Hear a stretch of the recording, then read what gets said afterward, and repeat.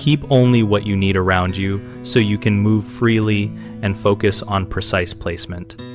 Start by clearing the area of furniture, debris, and non-essential materials, and then establish a single work zone where you keep the tiles, mortar, spacers, and clean water within arm reach.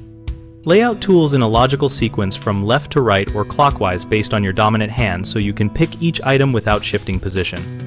Use shallow trays or low plywood platforms to stage tiles and small parts at knee height to avoid repeated bending and to protect tiles from grit. Keep 2 buckets of clean water labeled rinse and clean and swap water frequently to prevent contaminating mortar and grout. Between each row of tiles, wipe excess mortar off tools in your hands with a damp rag so you do not transfer dried flakes under new tiles. When you must step away, take 30 seconds to tidy the immediate edge of the wet work and cover exposed mortar with a damp cloth to prevent skinning over and dust settling.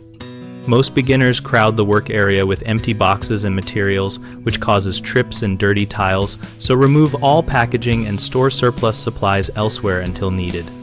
Another common problem is poor tool placement, causing a lot of unnecessary movement, which wastes time and causes inconsistent mortar application, so adopt a repeatable layout and practice the sequence once before you start.